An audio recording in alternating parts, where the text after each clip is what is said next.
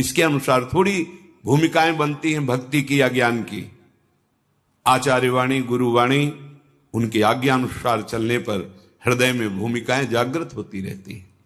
ये अहंकारी देहाभिमानी सुधरना ही नहीं चाहता, मनमानी आचरण करना चाहता है। मनमानी आचरणों से ही तो आज तक हम विमुख रहे, सुख से, शांति से, भगवदानंद से। दुख और अशांति, क्लेश और बंधन बार बार यही मन और बुद्धि तो दे रहे हैं। बिल्कुल सत्य बात कह रहा हूं, इसे केवल सुनना ही मत समझ लेना। पूज्य राधा बाबा के वचन, ये साथ आए बिना तुम चाहे प्रेम के प्रवचन कर लो, चाहे सुन लो, प्रेम तुम्हारे हृदय में जागृत नहीं होगा, अंतर्दृष्टि नहीं खुलेगी। श्रीपाद कह रहे हैं अंतर्दृष्टि पश्य वृंदावनस्य, अंतर्दृष्टि से वृंदावन का दर्शन होता है। हमारी देखो बाहर नेत्र तो हैं पर त्रिगुणात्मिका माया के हैं। स्त्री दिखाई देती, पुरुष दिखाई देता है, जड़ दिखाई देता है, चैतन्य दिखाई देता है, अच्छा दिखाई देता है, बुरा दिखाई, ये कुछ नहीं। यहां सब चिदानंद वपु, प्रियाजू की सहचरियां और दिव्य एक पत्ते की कांति के बराबर भी महामहिम वैकुंठ नहीं है। ये वृंदावन है। वृंदावन दुति पत्र की उपमा को कछु नाही, कोटि कोटि वैकुंठ हो तेसम कहे न जाए। क्यों कि एक एक पत्ते और फूल में मेरी लाडली जू का प्रतिबिंब पड़ता है। पत्र प्रसून बीच प्रतिबिंब ही नख सिख प्रिया जनावे। कहां वैकुंठ में वो सुख तो सखाओं को भी अच्छा नहीं लगा वैकुंठ का। फिर नित्य प्रिया प्रीतम के अंग सेवी सहचरी भाव अलग। तो वृंदावन अंतर्दृष्टि पश्य। जब तक भगवत साक्षात्कार नहीं हो जाता तब तक बहुत सावधान। इसके बाद सावधान रहने की जरूरत ही नहीं। जैसे मन सच्चिदानंद प्रभु का स्पर्श करेगा फिर इसको विषय सेवन की स्मृति ही नहीं रह जाती। उसे उपरती अवस्था कहते हैं। एक होती त्याग अवस्था, ये साधक करता है। विषयों के प्रति आकर्षण है पर भोगूंगा नहीं क्योंकि मुझे भगवत प्राप्ति करनी है। दूसरी होती वैराग्य अवस्था, भोगों का सानिध्य है, ये भी जानते हैं कि हां ये भोगने में मन बुद्धि कहते हैं कि सुखद है, पर नहीं, वो राग रहित हो रहा है। और एक स्थिति आती है कि भोग सामग्री सानिध्य है, ये भोगने वाली चीज, इसकी स्मृति खत्म। जैसे विष्ठा देख करके भोगने की खाने की इच्छा नहीं होगी, वमन देखकर खाने की इच्छा नहीं होगी।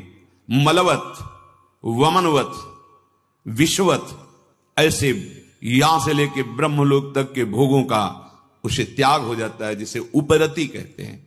भोग सामग्री है, भोगने की इच्छा ही नहीं है, ये बोध भी नहीं रहता कि ये भोगना चाहिए, क्योंकि अखंड स्मृति जागृत हो गई आराध्य देव की। पहला, उपासक को शांत लक्षण धारण करना है।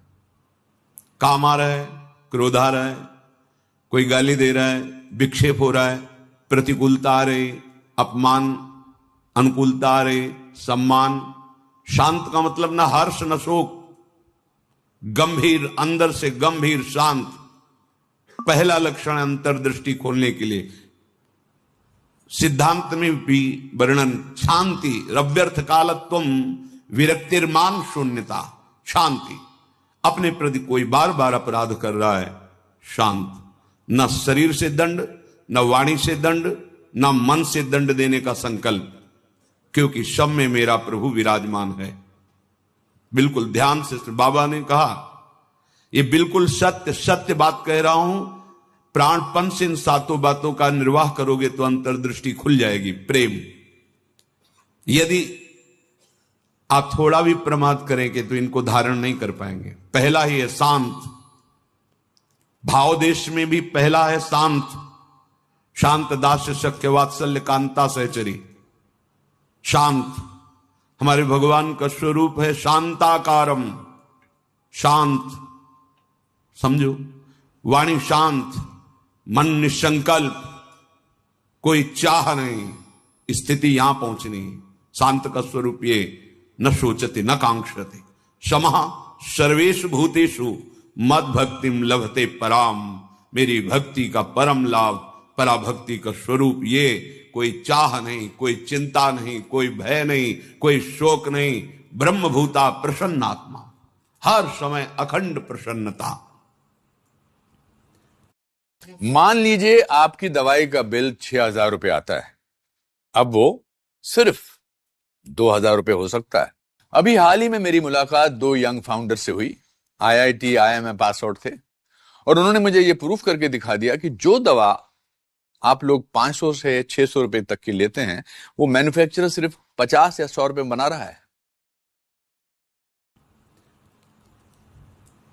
देखो भक्त कैसा शांत होता है।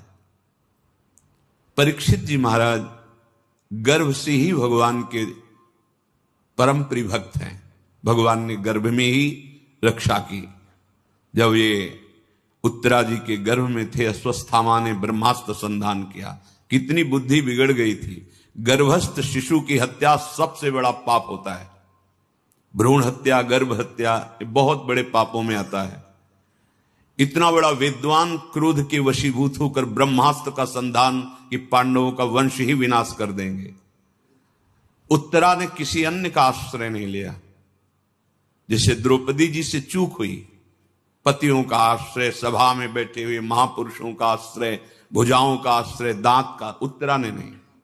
जे ही देखा कि जाजुल्यमान ब्रह्मास्त्र गर्भ नष्ट करने के लिए आ रहा है, हाथ उठाया और तुरंत भगवान का हे करुणा निधान गोविंद, पूरा शब्द नहीं हुआ, भगवान गर्भ में ही प्रकाशित हो गए, आसपास गर्भ की रक्षा कर रहे हैं। परीक्षित जी गर्भ से ही भगवान के भक्त हैं। अधर्म का धन कोई भी हो बुद्धि भ्रष्ट कर देता है, बहुत इससे बचा जाता है। आप इससे समझिए अधर्म के धर्म का कितना प्रभाव होता है।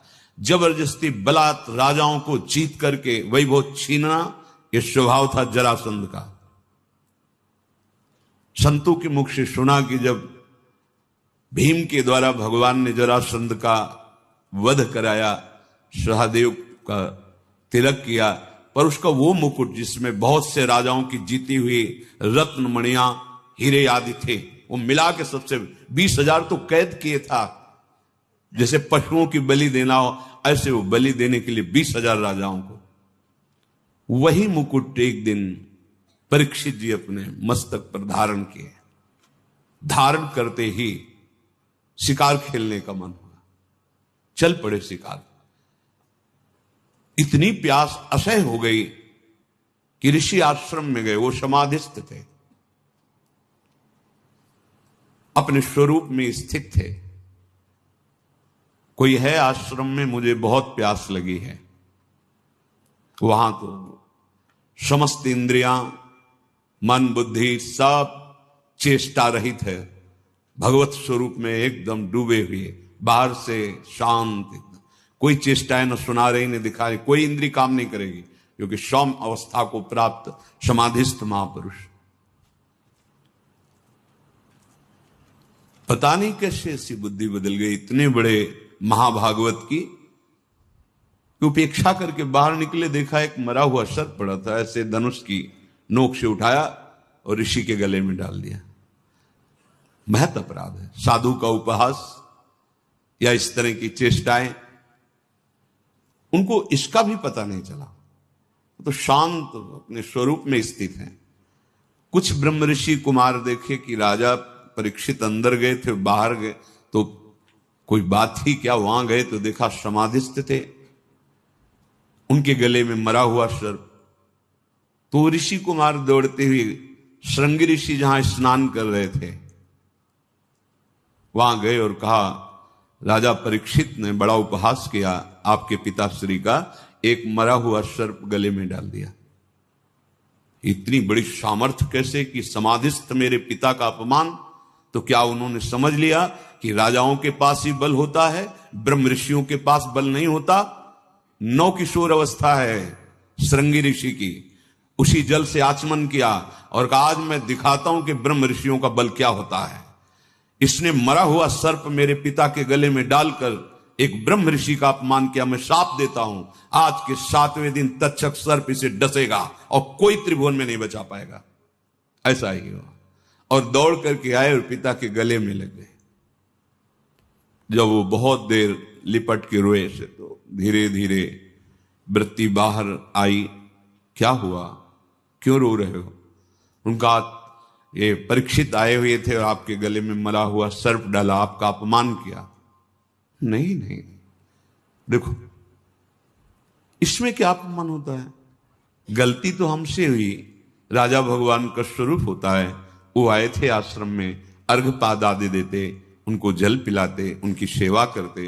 वो हमारे संपूर्ण प्रजा का शासन करते हैं, सेवा करते हैं, रक्षा करते हैं। हमसे गलती हो गई, रोना नहीं चाहिए। तब किसी ऋषि को मारने का ये रोए ही नहीं है, इन्होंने शाप भी दे दिया है।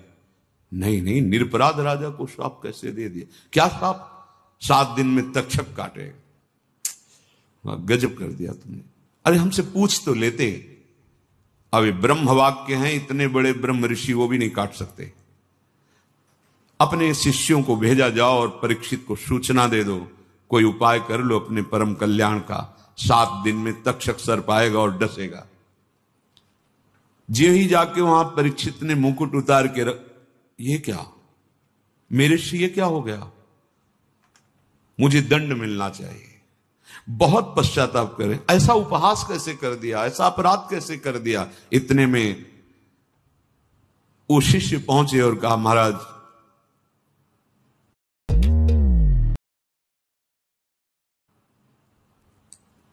आपने जो गले में सर्प डाला, बालक होने के कारण श्रृंगी ऋषि ने आपको शाप दे दिया है। निश्चित आपको 7वें दिन महाभयंकर विषधारी तक्षक आएगा और डसेगा, आपको कोई नहीं बचा सकता। आप उपाय कर लीजिए भगवत प्राप्ति का। बहुत हृदय शीतल हुआ। वर्णन है, एकदम हृदय में शीतलता हुई, प्राश्चित हो गया। तत्काल सर्वस्व का त्याग, सम्राट पद पर जन्मेजय का तिलक और गंगा के किनारे का। 7 दिन तक भगवान सुखदेव जी के द्वारा गाई हुई भगवत चर्चा श्रवण की और बीच में प्रार्थना की थी कि भगवान आप चिंता मत कीजिए, ये भूख और प्यास मुझे अब परास्त नहीं कर सकती। जिस प्यास से पीड़ित होकर के हमने गले में सर्प डाला था, आज उसी प्यास को मैं पराजित कर रहा हूं आपके श्रीमुख से सुने हुए भगवत वचन। विचार करो, इतने बड़ा श्राप सुनने के बाद उनके हृदय में कोई शोक नहीं, शांत हृदय। 7 दिन कुछ खा पी नहीं रहे, शांत हृदय।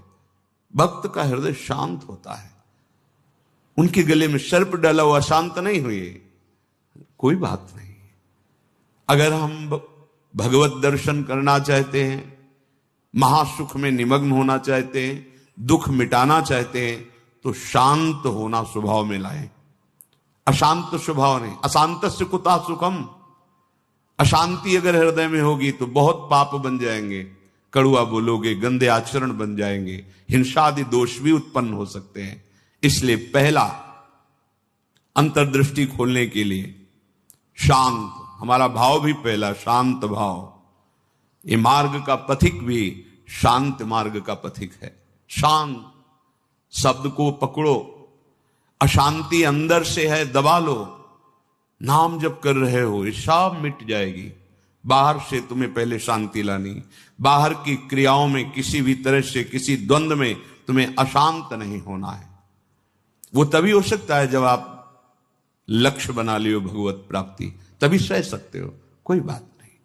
भगवान इसकी बुद्धि में बैठ करके हमारे को सहनशीलता सिखा रहे हैं, इसीलिए निंदा कर रहा है, अपमान कर रहा है, अवहेलना कर रहा है। भगवान के द्वारा प्रेरित है या कोई कर्म हमारा क्षय हो रहा है, शांत। दूसरा है, आराध्य देव के भजन के सिवा कोई भी एक क्षण व्यर्थ न जाने पावे। अव्यर्थ कालत्वम, कबहू काल वृथा नहीं जाए। सेवक जी महाराज पकड़ो, अंतर्दृष्टि प्राप्त महापुरुष ही जीवन मुक्त कहा जाता है। पकड़ो, कोई भी क्षण भजन के बिना ना जाए। शरीर से सेवा हो रही और अंदर ही अंदर नाम जब चल रहा है, प्रभु की लीला रस से भरे हुए पद गुनगुना रहे। कितना सहज सरल भगवदानंद प्रदान करने का हमें साधन मिल गया गुरु कृपा से। सेवक शरण सदा रहे, अनत नहीं विश्राम, कह वाणी हरिवंश की, कह हरिवंश ही नाम। या तो नाम मंत्र चल रहा है,